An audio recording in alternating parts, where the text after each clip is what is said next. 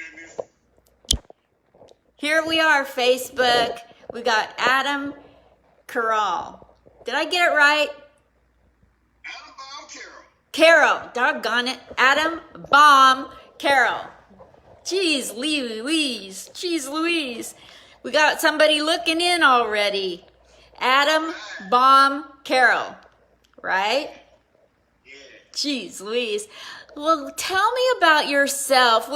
First of all, what are you doing in a pandemic? We don't come with a manual for this garbage. How are you getting by? I've been getting by just my good looks and handsome face, I guess. I don't know. I'm just trying to get by like everybody else. I didn't move a lot of things more often now, so I was up in tune to a lot of things now. Yeah, we all got like factory reset button. Oh yeah. Oh yeah. Is there any way that you can talk louder or get closer to the mic? There. Oh sure. How about this? Can you hear me now? Yeah, I can, just like the Verizon commercial. Oh. Oh my gosh. So you come from Richmond, California. Yes, that's the Bay Area. Yeah. Bay Area. In the house. And you've been doing comedy for 9 years. I've been doing stand-up comedy for 9 years. I first started back early in the 90s in an old club back in Fairfield. And the only comedy club there, and I did it on a dare. And from there, I just got hooked. I've been doing it ever since. Oh my gosh, what was the first time like? Were you scared to go up? The first time, yeah. I had no idea what they were actually looking at. I'm like, I got on the stage and just looked down. Like, oh, wow. Y'all you looking at me? Want me to say something? I got to talk to y'all. Damn, make it all right. Wait a minute. I need to rethink my thoughts for a minute and set this out if I want to do this or not, you know? And I got all scared, but the first 5 minutes, I was good because I got off. But the next time I went, I was ready. So when you started in the Bay Area doing comedy, what exactly was going through your head when you said, you know what, screw it, I'm going to put myself out there and chance failing or doing well? What made you decide to do comedy in the first place? It was a dare, but you'd been funnier before then, right? Of course.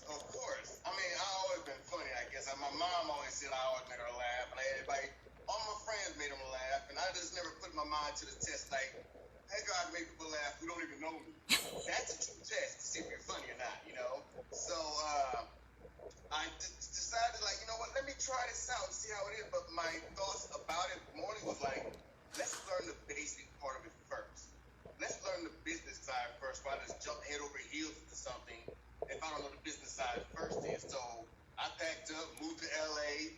I met Angela Means, who was Felicia on Friday, and she became a very good mentor of mine to me, and I love her to death. Good shout out to Felicia. Woo! Hey, go girl. And from then on, I just learned the trade, and now I'm just like, hey, what's happening? So when I get on stage, I'm like, oh, what's going on? I know this, I know that, you know, whatever. So now I'm just like, plug is plugged in. Adam Bomb is out there. I'm coming, baby. Y'all watching Adam Bomb is coming. Tell me why you went with Adam Bomb, Farrell.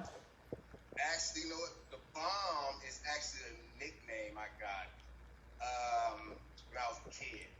It wasn't nothing hip, nothing major. The word bomb wasn't nothing in, but you know, when I was a kid, my granddad said, you know, you dropping bombs in there, you make sure you know, so that's what I got that from. So it's like, you dropping bombs in there. That's what we fussed each other when I left. True story, everybody. True story. Use it on nobody else, okay? So you're friends with my buddy Ray Love, who I just barely met. How long have you known Ray Love? Ray Love, me known each other for a while now. Did a few things together back in the day, you know. So, oh yeah, I haven't seen him in a while. So when Ray Love come around town, I say, hey. I had him on and he was impressed with my interviewing, and he sent me so many people to interview. He's been a real supporter of me So I really appreciate the love he shows me. Pun intended. Right. So tell I me, gotta have love somewhere. yeah, gotta have a little love somewhere. So you've been on 3 TV shows. Tell me what TV shows you've been on, please. You know, I'm trying to be a superstar extra. So, if you ever seen Star Wars, I was on that. I was a stormtrooper. You know, if you didn't see the show, I was number 4. What? And then, no, I'm just diving. I wasn't on that one, but I'm trying to be a superstar extra. No, but actually, I was on Ballers with Dwayne Rock Johnson. I was an extra on that as a Raiders fan. And they recorded it right here in San Francisco Bay Area. So I got a chance to meet the Rock Johnson with Raider outfit, which I'm not even a Raiders fan at all. But you know, I was on there when I was an extra. And I was also with Tay Diggs with the TV show called Murder in the First. And I was also an extra in that as a protester. And I got a chance to meet Tay Diggs as well. So I got 2 parts I set me on TV, so I was very excited about those. Oh my. And then my biggest one that I love the most is being the extra that I am on Hulu, the TV show Hulu. The show is called Chance. And the guy who plays Dr. House, I can't remember his name. He's from London, the UK. But I actually met him. The TV show was called Chance, and I was playing a drug dealer that he had to walk by through an alleyway. And we looked at each other like, what you doing around here, you know? So, Wow. one of my exciting experiences of being a little extra. So, superstar extra on the way. Well, you just keep it up because you got the looks, you got the personality. Somebody's going to say superstar when they look at you. I would hope so. I want the stars to actually look up at me, you know? See, I want to be like the next Marvel character. If DC does something, or I wouldn't be like the Green Lantern, or, you know, I'm a big nerd with Marvel coming in. I'm a big nerd. I can't help it. That's exciting stuff to me, you know, reading it as a kid. So, Marvel, if you're watching, Green Lantern right here. Green Lantern. So you have an HBO show that you did or you were on. Tell me about that, please, Adam Baum, Carral.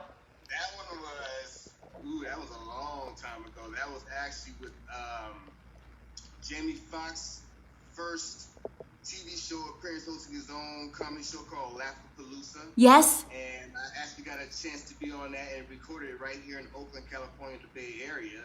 Oh my But God. apparently, it went on HBO and all my friends couldn't see it because they didn't have cable then. So, you know, it was kind of suck. Like, hey, I was on there, you know, look me up. But now it's kind of hard to find it now. I'm like, damn. But I was there, you know, I was there. When Jamie Foxx, before he was doing all the In Living Color and things like that at the same time. So, that Wow. was exciting too. That's so cool. How did your set go when you did that?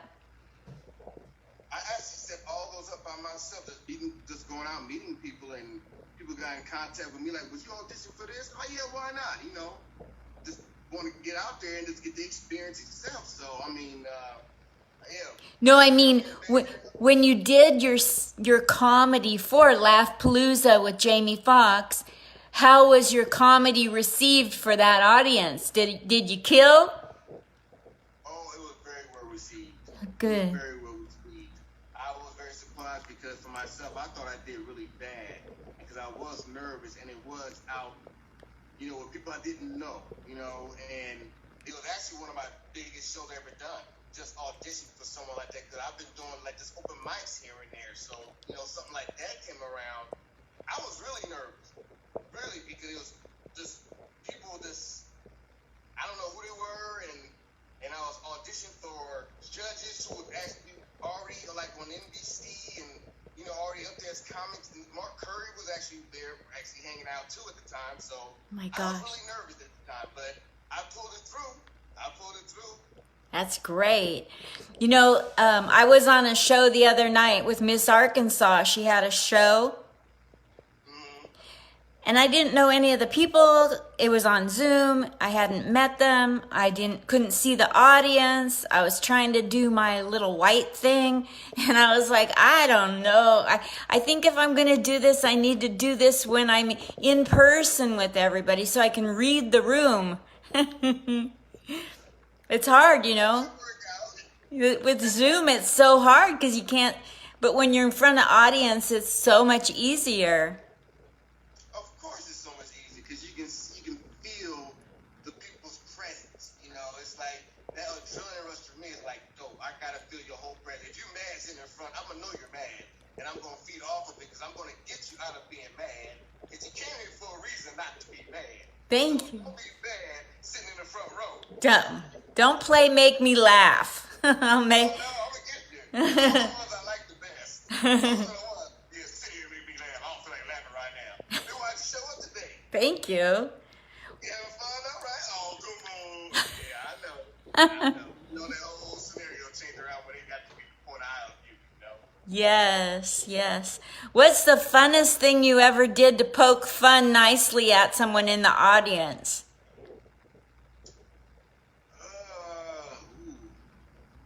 I don't really pick on the audience too much.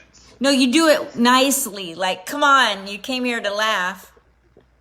It's something like that, but that's like the spot of the moment for me. Yeah. It's like if I forget about something in my head I was gonna say, then my mind will go to somebody real quick and just go there. You know, like, hey, I see, you know, but it's very, very rare that I can just pop on somebody like that. You know, unless they pop on me first, I still stay in my head business while like stay what you got to go until it gets really to be a certain point. Like, hey, fool, shut up. You know, but other than that, it hasn't gotten like that because I have a lot written down. I got a lot to say. I want to make them enjoy themselves. I want to say, if the crowd say, hey, you funny, I want to hear them say, you funny as hell. If I want to put them to sleep, they going to tell me you going to go put me to sleep. You know, I want them alive when I'm on stage. I want to be there to sit of attention like the pastor at church. The Lord is coming to take the thing right now. The Lord going to bless you right now with the laugh. Somebody get your laugh one time. They laugh one time. There's a choir sings for the choir. You know, that's how I want the crowd to be when I get there. It's just me, I guess. I don't know.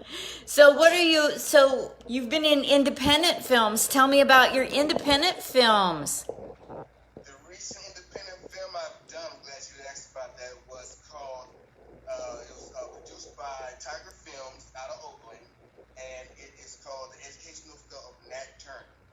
And that's a very educational film. It should be out pretty soon.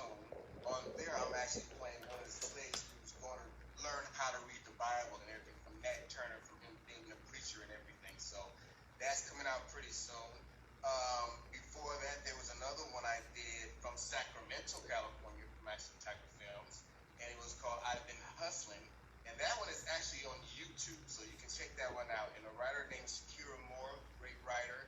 She has a lot more going on out there, writers and stuff for herself. So you can look her up on YouTube and watch I've Been Hustling. You can check that out as well, too. Perfect.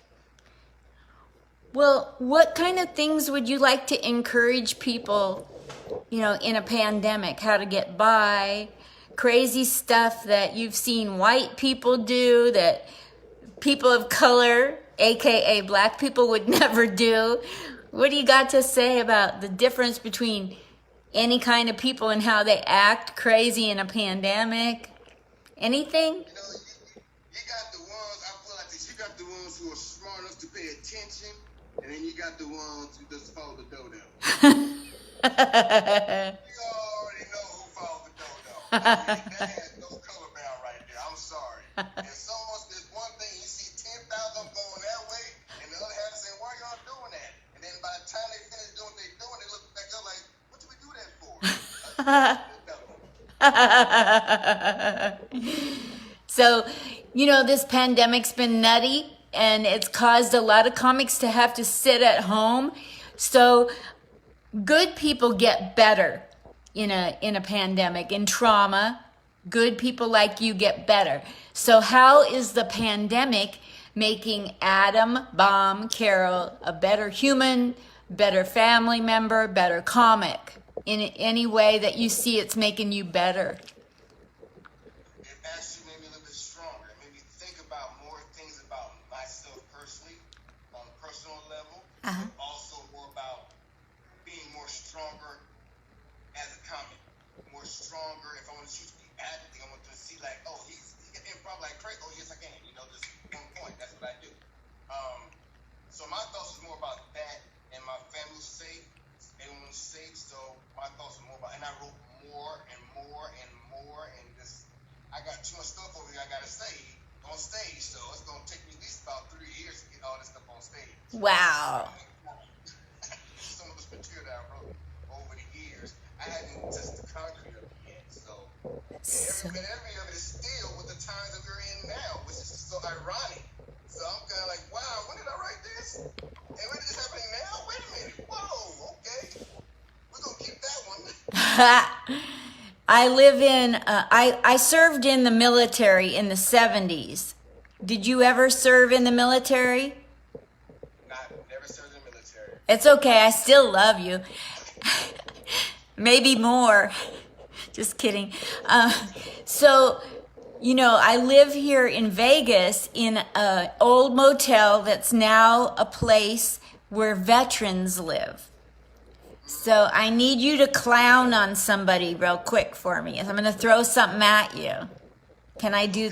Okay. We got this moron that lives here. And he got the virus. And I know he did because the hazmat suits came and got him and took him to the hospital.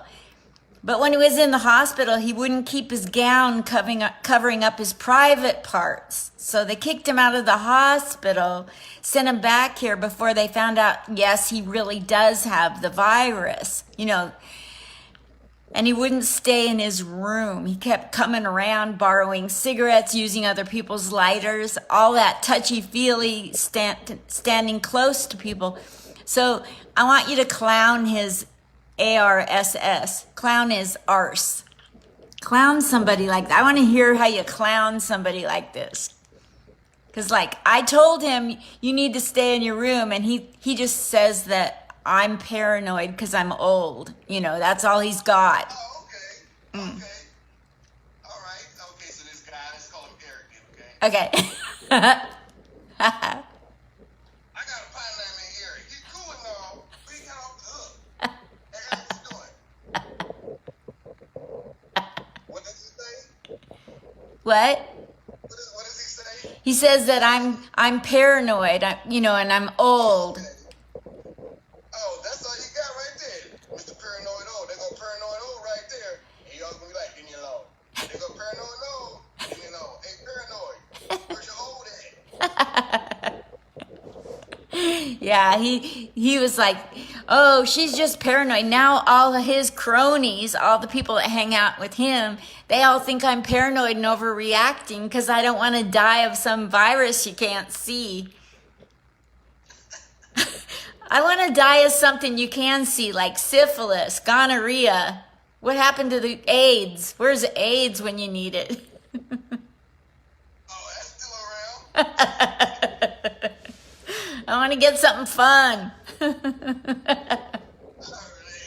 fun no more these days. You fun, you can't get rid of it no more. I mean, well, you know, if you die, you might go with you. After life, you might still have it on you. Like, oh, hell no, I'm stuck with this for life. And after death. I don't know if I want something like that. I got to take with me after I die. You can't take money with you, but you don't know what kind of things you can take when you die. You know, your hair shit might go with you. You don't know what's going to go with you. You might wake up with all your things gone. Something. I don't know. What's your favorite thing to do when you're not being a comedian? Like in normal everyday life, do you like to walk a dog? Do you like to bother people at a bus stop? Do you like to throw rotten tomatoes at turkeys in a field? What kind of fun things do you do for in real life? People want to know who you are. Smoke weed. Well, you probably find me real annoying any time of the day then. Hell no. That's why I smoke. That's my passion. I like to smoke and relax. You know, I've been smoking for a long time.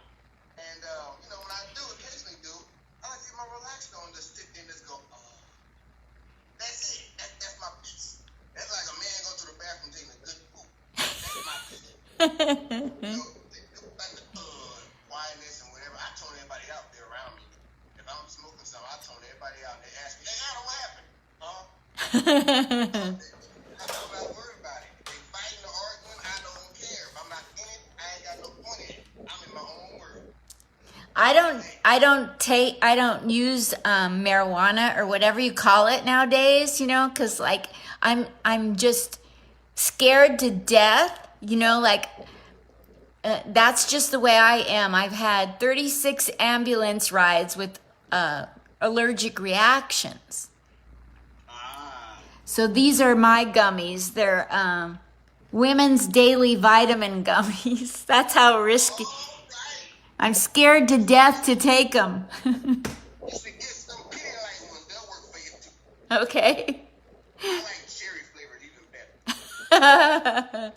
Where can people follow you on the internet to support you? Because you're so likable, so funny, and I know you kill on stage. So where can people follow you? They can follow me on Instagram at Adam Bomb, B-O-M-B, Carral, C-A-R-R-A-L. And you can also follow me on Twitter with that same name. Okay. And you can also follow me on LinkedIn with that same name. Wow, what do you do that? I got a lot of YouTube channels too. I got a lot of YouTube channels too, so you can look up Comedian Adam Bomb Carral, Comedian Adam Bomb Carral on YouTube. I got a lot of little sample YouTube stuff I put on there and stuff. So I'm working on some new dishes for YouTube and everything. So, all right, I'm ready. It's going down. So which bucket, the people, comedians fall into two buckets. I'm going to generalize here. They either want donations or they're like, hell no, give it to somebody else that needs it worse. So are you giving out your Cash App, Venmo, PayPal if anybody falls in love with you and wants to donate? Hell to the no. Watch me and laugh and have fun. That's all I ask. So, if you learn about me, watch my career go and support my career and be like, hey, you know what? I seen him on YouTube a while back, but you never did come to my show. That's okay. But if you see me at a comedy show, hey, I saw you at a comedy show. Hey, I saw him on TV now because I saw him at that's how the chain works. So I don't mind. It doesn't, it doesn't affect me none. It doesn't bother me none. But if you miss me then, you're going to see me again sometime soon. So it doesn't matter. You're going places. You're a superstar, I can tell. So are you trying to do a Netflix special, a dry bar? Where are you going to try to go next, or are you going to keep it under wraps? Oh, that's under wraps. Good. When I bring things up, I make it explode. They're like, when did you do that? So they're like, that's how things work with me. I just can't just say, I'm going to do this for you, I'm going to do that. No. What I'm doing is what I'm doing. And when you see it, you're like, oh, damn. Oh, congratulations. Look at him. Or others like, damn, he did it again. It's going to be either one of them. It doesn't matter. What's the... Carefree, I don't mind. I got one last question for you, my dear Adam Bomb Carral. Yeah. What is the biggest thing in your comedy career that you're most proud of, or that your family is most proud of? The nerve, the strength. Wow. Because it takes a lot of nerve to be a comedian, but it also takes a lot of strength, even in entertainment or itself, to keep going. Yes. Keep trying to going. No matter how old you are or whatever the case, that you keep going. That's what, yeah. That's awesome. Yeah, 9 years in the business, and you're a superstar. You have superstar written all over you. Thank you. In some ways, I wish that I was an agent, because I think I'm really good at picking out, I don't have to watch a video to know who I'd want to book or promote. I can tell from a picture most of the time. But talking to you, I can see you're a superstar. I'm going to go subscribe to everything you got today. Oh, thanks so much. You're wonderful. Thank you so much. And I'll promote the heebie-jeebies out of this post. And then I'll send you a message and check my spelling or check what I wrote and share it with your people, please. Most definitely. I thank you from the bottom of my heart, sweetheart. You are a gem. I thank you. I'm so glad I got to meet you. And someday I'm going to meet you in person. I'll pop up at I'll be at your comedy show. I'm coming to Vegas soon. I'm going to let you know when they open up. I'm coming to Vegas. They're soft opening already. Oh, yeah. So They got the guy that cut my lawn right now, and I didn't cut that lawn this early. So, yeah, it's opening up. Thank you so much. You have a great day, and thanks so much. Love you. Adam, Bomb, Carral. Love you, bye. There you go. Bye.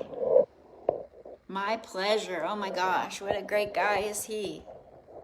Woo. Yeah, he's a great guy. What a great head on his shoulders. Such a nice person. And funny as all get out. Woo, is he funny? That was fun. Break time for me. I'll be back on at 8 p.m. doing a wine challenge with Adam. No, not with Adam. I got Adam on my mind still. With Richard Chasler. Richard Chasler is a wine snob. Self-admitted wine snob. Yeah, and he does this snooty snoot fuckity fuck thing, he calls it. And he gets on there with all this floofy wine and talks all this knowledge. And it's like, just, I want to come on with you and I want to drink some garbage from 7-Eleven out of a glass from the dollar store and be the opposite of you. So we're going to do that tonight at 7:45. Okay, bye. Love you all.